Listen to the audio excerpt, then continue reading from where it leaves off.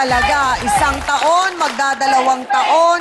So, hindi pa talaga natigil. Mahigit 1 taon. Anong nangyari? Bakit nagawa mong ipagpalit si Marlene? Wala na, no. Kali, siguro sa akin, trip lang. Bali, Paano nagsimula yung trip, pare? Akala ko lang no na parang yung sa isip-isip ko na liligaw-ligawan ko lang. Di niya naman po alam nun eh. Hindi naman mabubuking. Kasi hanggang baliwala lang rin eh na gano'n ang gano'n eh. So, nagsimula saan? Sa inuman? Tapos niligaw-ligawan ko. Napasagot ko po. Sino kasama mong katrip-tripan dyan? Nung una ako lang. Tapos ito nung nakaraang buwan, yung kapatid ko, na Judas. Bakit naman naging Judas ang kapatid mo? Yan! Diyan magkakaalaman kung bakit Judas. Bakit? Pinaramdam ko lang sa inyo kung paano masaktan. Niloko niyo ako. Bakit ako Ang balik din masaktan? paparamdam ko rin sa inyo kung paano kayo masaktan. Sandali lang. Kulang So, kayo. Marlene, ang sinasabi mo... Talaga, sinabi mo pa. So, ikaw, Marlene, May talantaring iba. yung Bawi- kapatid Ano ka na? niya. Bawi po siya sa Opo, akin. mamami, inaamin ko po yan. Nung time po, nung April 1, na itong layas yung ilang araw yan wala sa amin kasi itong babae na itong Kaya pa... So, anong pangalan ng kapatid mo? Rex po, Rex. Rex. Nung time po na yon, Paano kayo nagkasama nung Rex? sa bahay po siya nakatuloy dati pa po. Hindi pa po siya naalis sa bahay.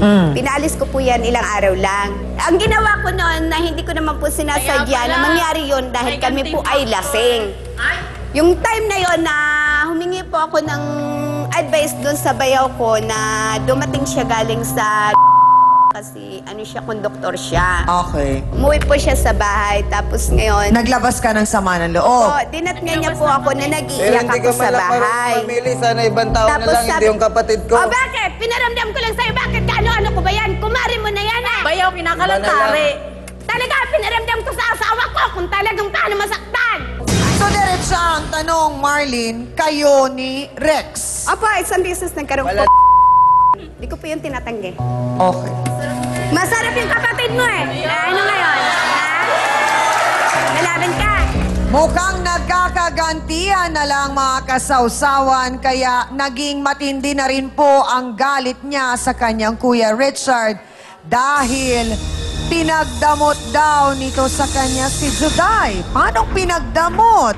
Kaya naman bilang ganti, si Marlene ang kanyang pinuntirya. Narito po ang sinasabing kapatid ni Richard, si Rex Macadildig. Pasok!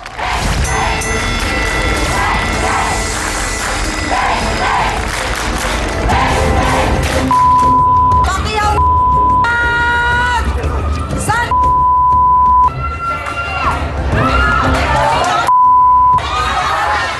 Traitor ka, ha? Traitor ka! Sandali lang. Gan muna natin ang panig ni Rex. Bakit ka galit sa kapatid mo? Kasi po, lahat nung inaangkin niya lahat. Sa paanong paraan? Kinikwento niya sa akin, may kinikwento siya isang babae. Yan nga Anong- po. Ah? Sige. Dahil may gusto ka rin sa kanya? Ganun ba? Di ba pinag-usapan natin yon? Oo nga, pinag-usapan natin. Pinag-usapan na paano? Ang pinag-usapan po namin, nagiinom kami, lalasingin namin si Jenilyn. Bakit nyo kailangan siya lasingin? Dahil nga po, may gagawin nga daw po kami ng something-something. Oh! Pinagplanuhan nyo si Juday. So, ang trip nyo, Juday, pakinggan mo mabuti ang sinasabi, ha? Pinagtripang ka. Pinag-usapan ka, pinagplanuhan kang lasingin dahil pinagtripan ka. Hindi po yun ang sinasabi sa akin. Siyempre, hindi nila sasabihin yun. Ito na, manluloko yan! Naiwanan niya yung Bakit? asawa Maraming niya. babae yan, Dahil ikaw wala. nakinabang? Ha? Dahil hindi ba ikaw nakinabang? So, anong nangyari? Okay, sandali. Ituloy lang natin. So, Rex, anong nangyari dun sa plano nyo? Kasi po, sabi nung kapatid ko na yan, sabi niya, magsiset daw siya ng isang inuman. Aha. Nakasama namin to. Okay. Ngayon, sabi niya, maganda yun, tol. pag nalasing si Jenny Lynn, pagtutulungan na lang natin. O, diba? Yan ang sinabi. Eh, ang problema po sa sinulo niya, sinulo niya eh. Namimilit So, ako ang lang. nangyari, Yan, sakim ang talaga yan. nakatuluyan lang ni Juday ay si Richard. Ganun ba? Yun nga po. Ikaw naman ngayon, Rex, diretsahang tanong, nag-something-something kayo ni Marlene? Oo, may nangyari sa amin. Diba? Masarap. Ano? Masakit, di ba? Masakit. Masarap eh. Masakit ano? So parang ang sinasabi mo, Juda, ay Marlene, ginawa mo yon, Tatay mo. sinadya mo para saktan siya? Masarap eh. Over. Anong sabi mo hindi lang yan, pati ang tatay mo? Kaya pala ang Papagawin ko lalaki. talaga sila para maramdaman niya kung paano masaktan. Baka Demonyo pati na lolo yan. mo. Parang nabubulok na yun. Ay, hindi bali na mabulok. Kesa naman sa nakuha mo may diba? Kung saan saan Anong salita? ando doon, Ang nakapindang. nagsalita ang gumagawa. Attorney Ben, baka kailangan ipaliwanag muna natin dito kay Richard at kay Rex yung nangyaring sinasabi nilang pinagplanuhan na painumin, lasingin at plano nilang may mangyari sa kanilang tatlo. Abay, medyo may malaking ano po yun. Hindi po ba? Nakita natin dito na ang plano nila ay upang halayin. Aha. Ano, nitong si Juday. Juday. At bagaman ang aktual lang na nagsakatuparan noon ay itong si Richard, ay babalik nga tayo dun sa teoryang pagpaplano, yung conspiracy, na the act of one is the act of all. Na ibig sabihin, sino mang lalaki na nakipagtalik sa isang babae sa pamamagitan ng mga elementong katulad ng pamumuwersa, merong pananakot, merong intimidasyon, o kaya ay sa paggamit ng anumang bagay o yung sinasabing fraudulent machination o kaya ay yung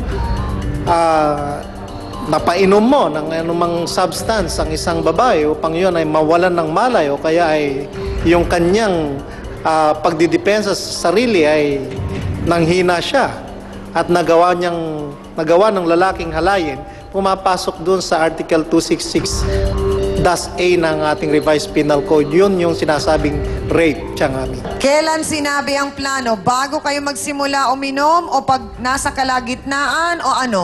Anong tanda mo, Rex?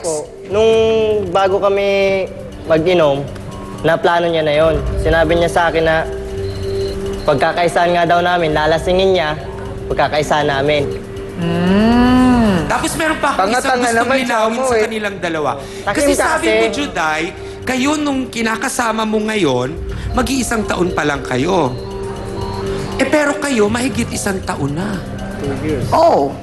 So nauna 2008 siya pa po. kaysa dun sa kinakasama mo. 2008 pa po kaming may relasyon na hindi alam ng asawa niya. Oo, talaga. Kung 2008 pa kayo may relasyon ni Richard, di 4 na taon na kayo, tama? Oh. Oh, hindi na trip-trip yon, pare. Hindi naman ako kasi rin nanligaw eh. Marami pong salamat, Attorney Ben.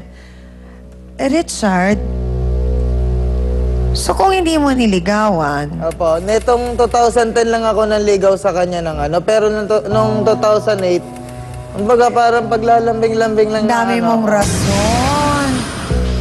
So 2008 pa. So ang tanong ko, Juday, kung kayo na, bakit kailangan sagutin mo pa si Jerome? Kasi po yung sa amin naman Hindi noon, naman hindi ako po madalas formal. na ano eh. Hindi pa po formal yung relasyon namin noon. Ang pinagtakaan po naming lahat ay bakit nga nagawa pa rin ni Juday na sagutin ang lalaking ito kung may relasyon na pala sila nitong si Richard. At alamin nga natin kung totoong mga sinabi ni Juday tungkol sa kanya. Narito po si Jerome Oplinaria. Pasok!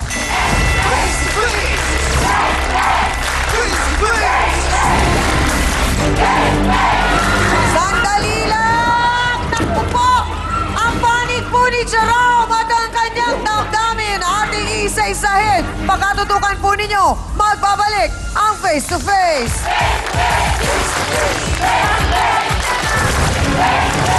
Balikan natin yung insidente na sinasabi ni Juday na nahuli ka sa CR.